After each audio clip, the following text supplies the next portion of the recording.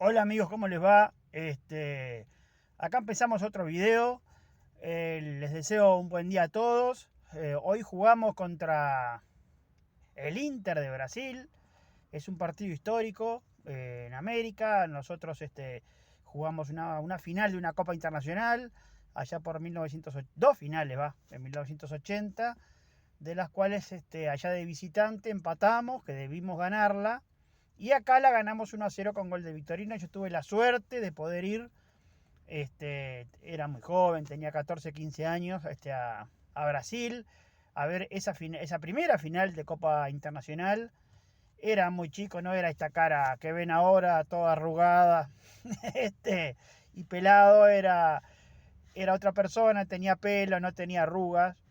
Y por supuesto, con una gran esperanza de poder, en ese caso, salir campeón de América, que por supuesto lo logramos, siendo esa la Copa Internacional, si no me equivoco, número 15 de Nacional, o 16, porque tenía 13, después gana la del Mundo y la Libertadores en el 71, y la Interamericana, no, entonces es la 17, la Copa Internacional de acá, del continente, porque después vino la del Mundo. Entonces es la número 17 y la del mundo la de 18, y después vienen cuatro más en el 88 y 22. Está perfecto. La número 17 fue esa de 1980. La 18 fue la del mundo, que le ganamos al bicampeón europeo, que en ese momento era la Eurocopa de Naciones. Desde los 90 para acá instrumentan otro trofeo los europeos y le llaman la Champions. Pero bueno, en definitiva significaba lo mismo. Si bien era otro campeonato y otro trofeo distinto, pero el significado era lo mismo, era el campeón de Europa contra el campeón de América. Nottingham Forest, que era bicampeón de Europa, era un cuadrazo. Y bueno, y Nacional, con su gloria y estirpe, le ganó al bicampeón europeo, y salió campeón del mundo. Bueno amigos, hoy vamos a hablar un poco, es un tema largo, pero vamos a tratar de acotarlo, lo que es quién es más grande en Uruguay. Con los uruguayos, digamos, valga la redundancia, con mucha gracia vemos como algún cuadro de colores amarillo y negro que empezó en 1914. Dice que son los más grandes porque tienen más libertadores y más uruguayos, digamos. Y el récord clásico único, que son 20 clásicos arriba.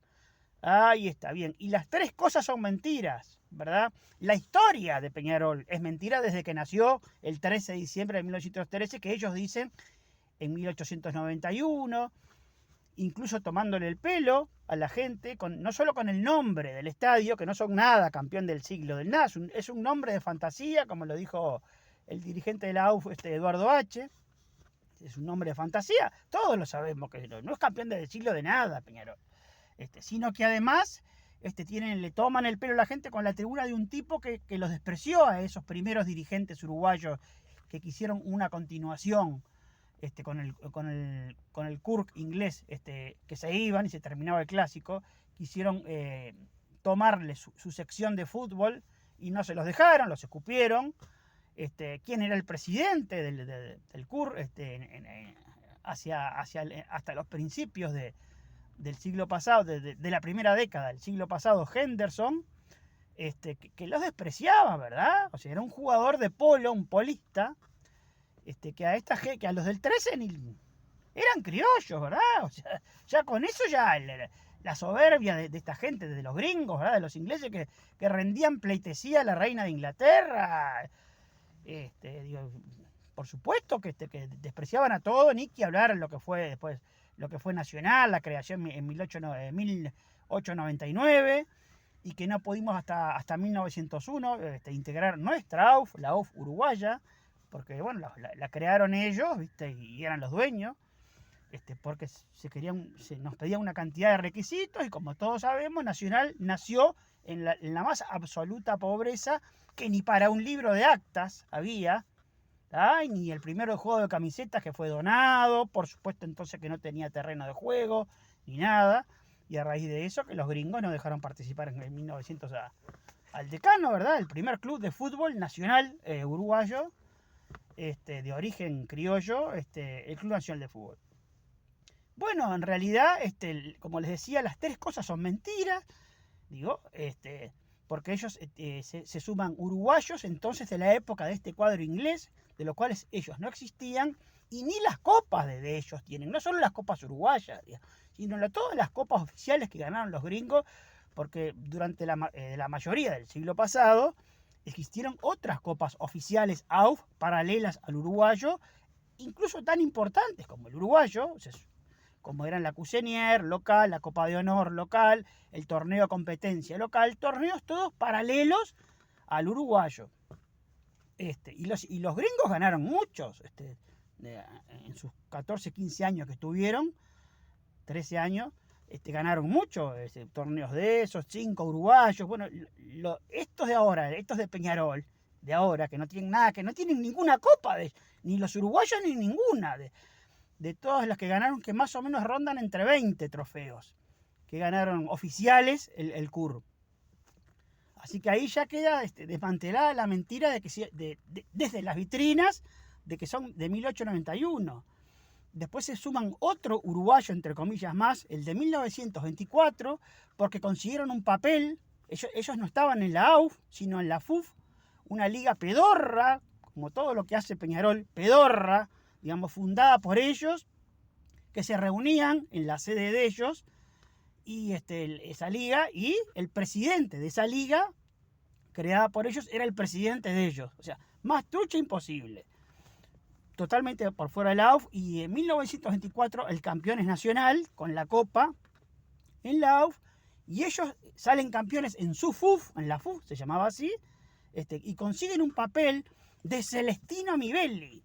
Celestina Mivelli, es el nombre del funcionario de la AUF que les hizo un papel diciendo que Peñarol es el campeón uruguayo, porque habían ganado en la FUF. Ese papel pedorro de un funcionario de la AUF se lo muestran a su gente. No solo se lo suman como uruguayo, estando afuera de la AUF, sino que se lo muestran a su gente. Está mintiéndole otra vez más descaradamente a su gente cuando ni siquiera jugaron el torneo. Al igual que desde 1914 para atrás, no tienen nada porque no existían. Ese torneo, si bien existían, estaban afuera de la AUF ellos. Entonces, ¿cómo van a salir campeones de un torneo que no jugaron? Después está el Consejo Provisorio, que fue un torneo provisorio organizado por la AUF, digamos, en el sentido para incluir, porque en 1925 ocurrieron muchos problemas porque los de Peñarol querían entrar a la AUF. Estaban afuera, seguían afuera. Y querían entrar y empiezan a organizar, como quien dice, desmanes y problemas.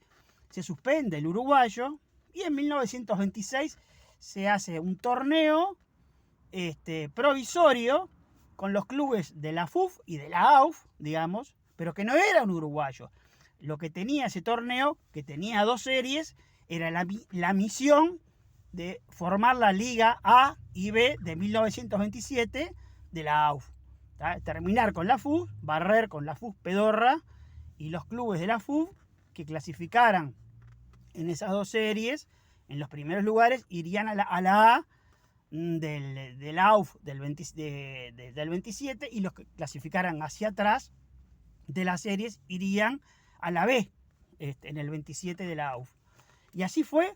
Bueno, este club, el hijo de Nacional, ganó una serie de esas 2, ni siquiera hubo final. La otra la ganó Bellavista.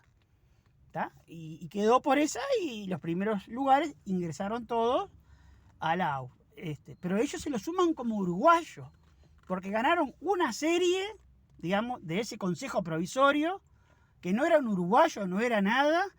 La otra la ganó Bellavista, así que con el mismo criterio, por supuesto que Bellavista es un club que tiene dignidad, no le miente a su gente, tiene dignidad como club deportivo. No le van a decir a su gente, salimos campeones uruguayos en 1926, que ni siquiera fue un uruguayo, y menos salir campeón uruguayo por ganar una serie, digamos. Pero Peñarol no es así. Peñarol es una mentira al pueblo uruguayo. Así empezó en 1914. y le dicen a bueno, acá tenemos el séptimo uruguayo, entonces que no es uruguayo, y así tenemos los 7 uruguayos que se suman, ¿tá? De mentira, de los cuales 6 no los disputaron, porque 5 no existían. En el sexto, 1924, no estaban adentro del AUF, sí existían, pero no lo disputaron, y el del 26 no fue un uruguayo eso.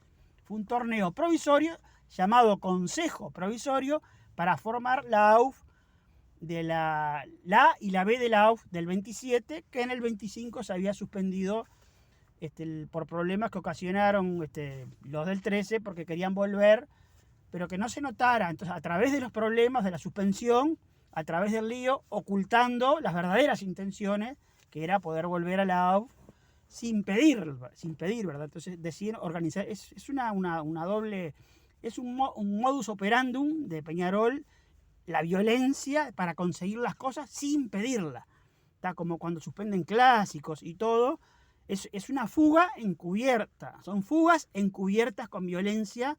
Entonces se suspende el partido, digamos, ellos evitan la goleada o evitan perder o evitan lo que sea que están buscando, que por eso se ponen a tirar piedras, butacas, entra una ambulancia, garrafa, lo que todos sabemos, es una forma de encubrir la fuga. El miedo a través de la violencia, intentando suspender los partidos, ¿verdad?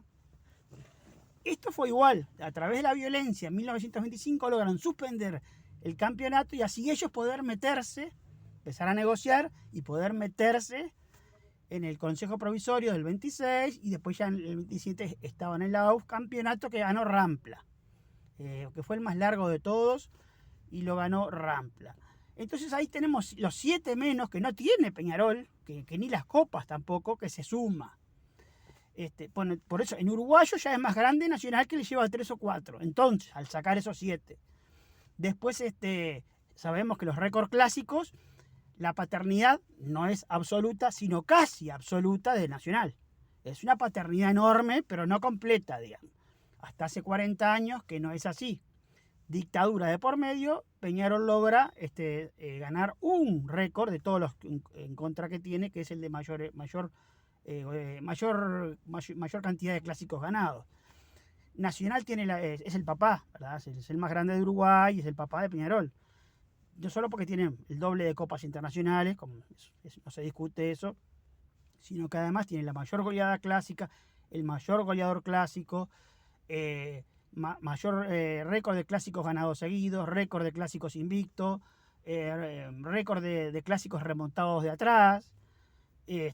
Ahora Roget le sacó un récord histórico a un golero que era de ellos, y el mayor récord ahora de valla invicta es de Nacional, a manos de Sergio Roget. Es decir, todos los récords grandes, digamos, son los importantes, son de Nacional. Claro, al ser tan abrumador, el récord de ellos son 8 o 9 nomás, que van arriba. Pero dicen 20, total que le hacen una mancha más al tigre, ¿verdad? Dicen 20 para poder, digamos, sobrellevar toda esta paternidad real y cierta del artiguista Club Nacional del Pueblo, digamos, del pueblo uruguayo que se lo ganó a Peñarol a lo largo de más de 100 años de fútbol y de historia. Más o menos unos 109 años, que es la edad que tiene ahora Peñarol, no real, son 109 años. Entonces, para paliar un poco lo que es la gran paternidad en todo de Nacional, en vez de, dicen 20, repiten como loritos, 20, que ni ellos se lo creen. Nacional por el 2015 o 2016 o 2017 llegó a estar a 4 clásicos de conseguir este récord, que fue siempre de Nacional, ¿verdad? Hasta el año 84, por ahí, fue toda la historia fue de Nacional. Y tuvo a 4 clásicos de poder alcanzarlo y a 5 de pasarlo, volver a retomar el récord de más clásicos ganados. Pero bueno, no pasó. Y en esa época se registran los 3 abandonos, las 3 fugas de Peñarol a través de la violencia, lo que yo les decía, desde enero de 1915. Desde enero del 2015 a diciembre del 2016, Peñarol suspende 3 clásicos tirando cosas de las tribunas. ¿está?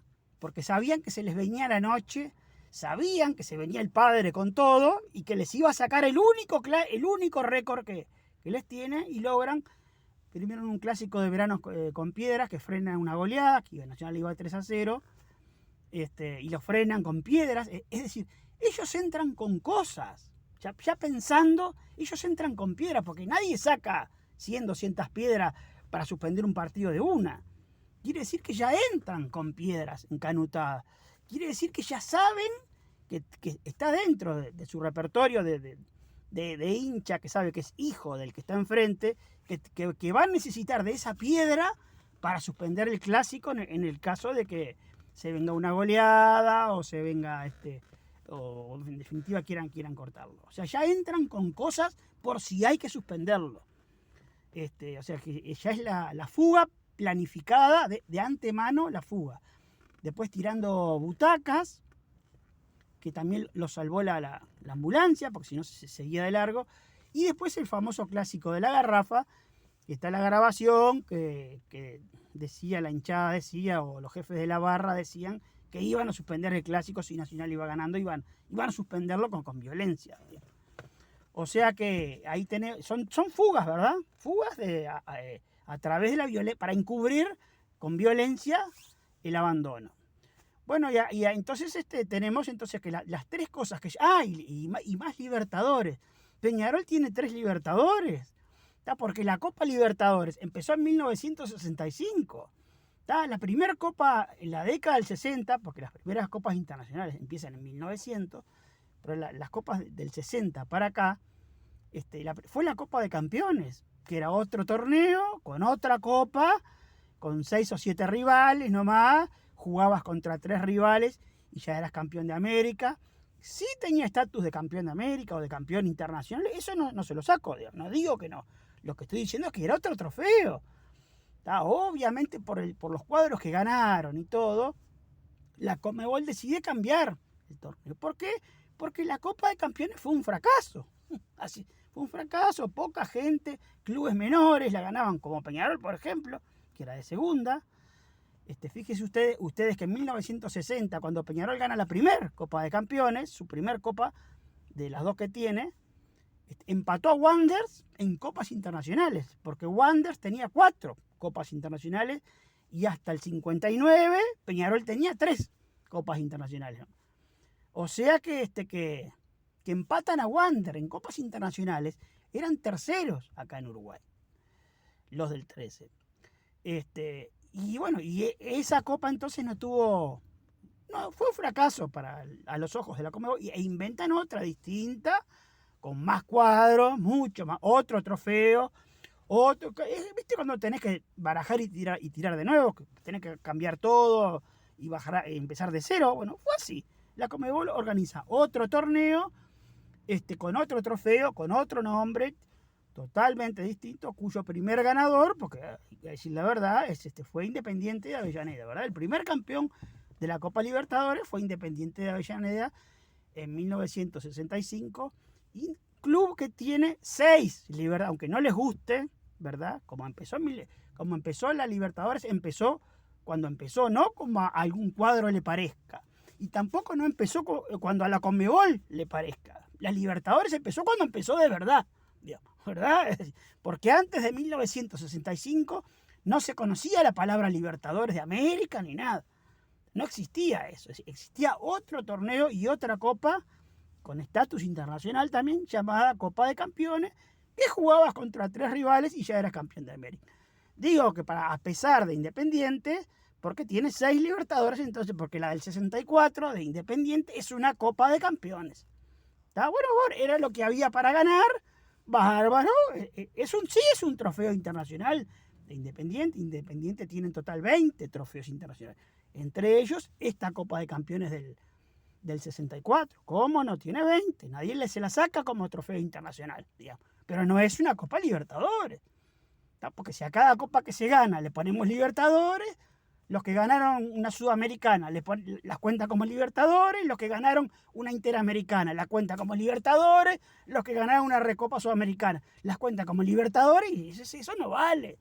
Estamos en cualquier... Los que ganaron una Copa Conmebol, ¿se acuerdan de la Copa Conmebol que existió unos años?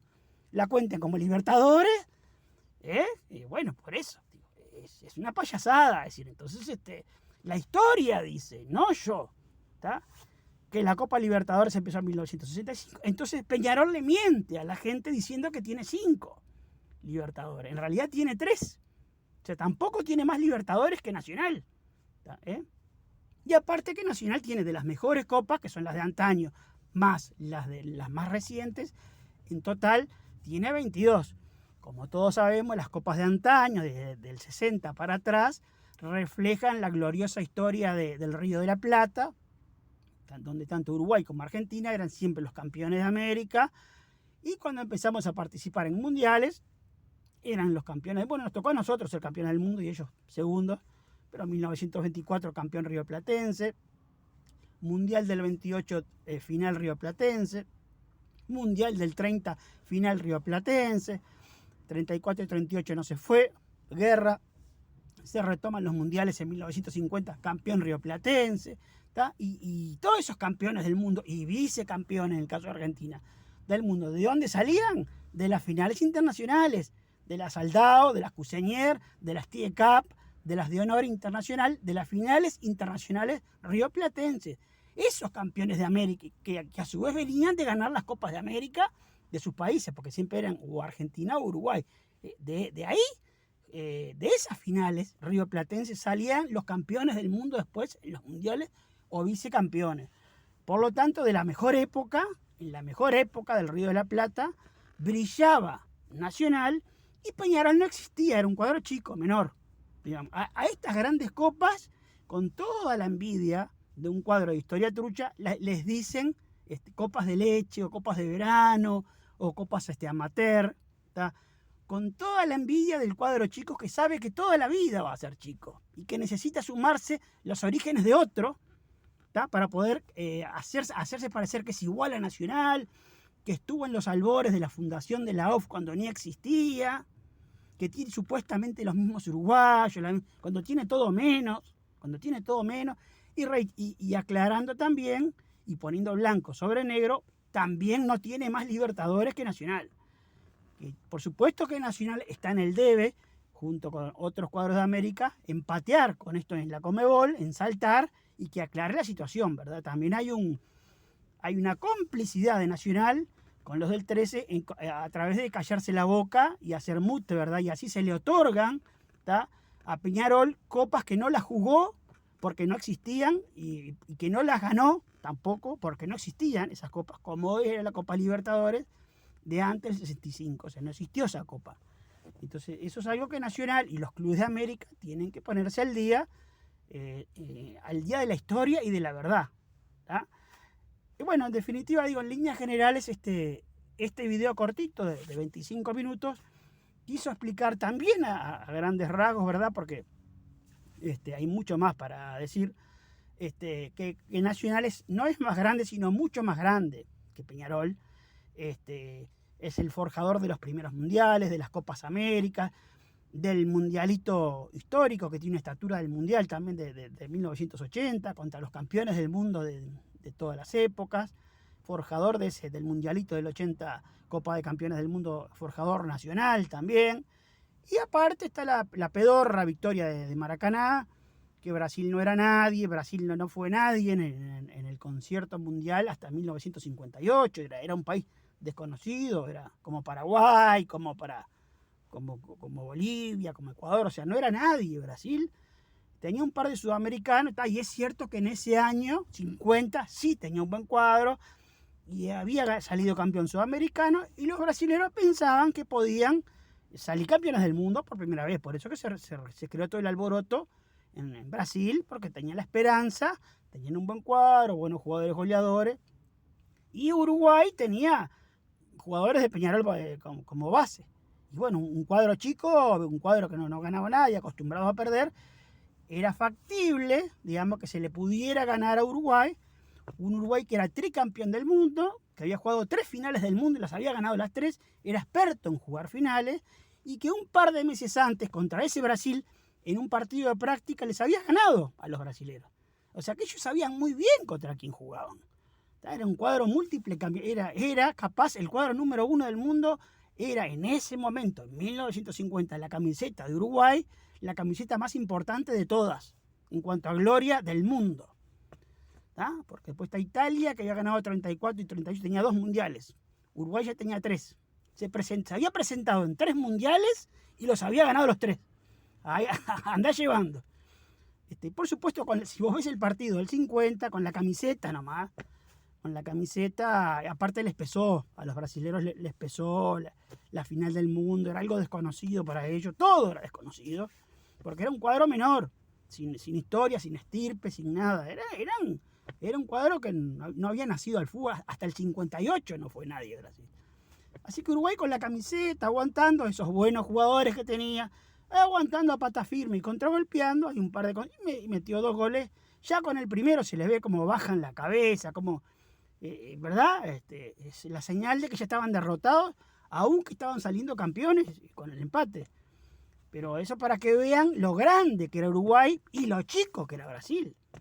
Ojalá siempre fueran así de fáciles los partidos, ¿no? En todas las finales de América que jugamos, los otros mundiales que fueron muchísimo más difíciles. Ojalá todas las finales fueran así como accesibles como fue la de Maracaná. Bueno, pero se infla porque fue la única vez que hubo más jugadores de Peñarol, digamos.